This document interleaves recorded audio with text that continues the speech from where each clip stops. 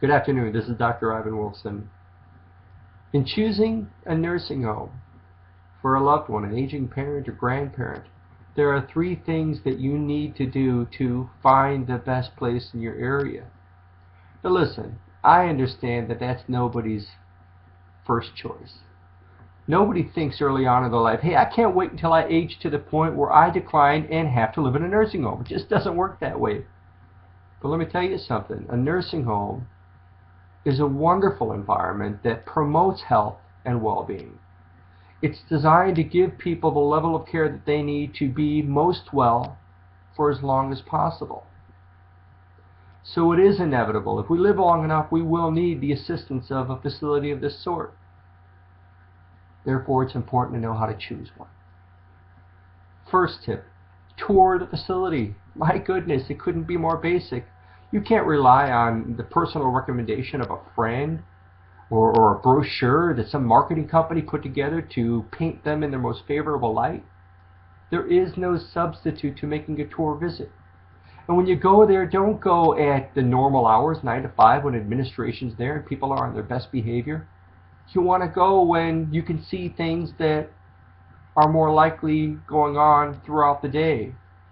Go in the evenings after staff leave. Go on the weekends where those are virtual ghost towns. And when you do go, talk to the people who live there. Believe me, they're not shy. Not only will they appreciate the interaction themselves, but they'll be straight with you. They got nothing to hide. They'll let you know how long it takes for somebody to answer their call light when they need assistance. Or they'll let you know how the food tastes or what the nursing care is like. It's probably your best source of information about accurately assessing the quality or lack thereof of a facility. Secondly, and this is going to sound odd, but I'm telling you, it could be one of the more important indicators as to whether or not a place is good. Smell it. That's right, I said smell it. When you're there, make sure you take a big whiff as you walk in the door. If it smells disgusting, if it smells like urine or burnt food or, my gosh, something worse, if you wouldn't want to live there or have to contend with that smell on a regular basis, your parent won't want to either. These places need to be cleaned throughout the day, round the clock, and the good ones are. It's an ongoing process. Every room is cleaned and mopped and swept out and washed up daily. And the hallways are kept clean and vacuumed, and walls are washed down and chair rails are cleaned. If the place smells clean and looks clean, it probably is. So don't be shy. Take a big whiff. Make sure that you go into areas that are commonly used. Make sure those are cleaned as well. That's another good indicator, if in fact it is kept clean, that they're on top of other things as well.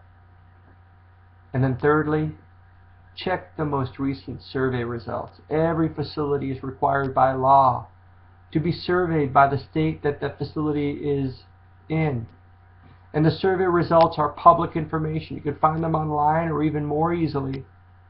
If you ask for the most recent survey results, each facility has to provide them to you upon request. They have copies readily available.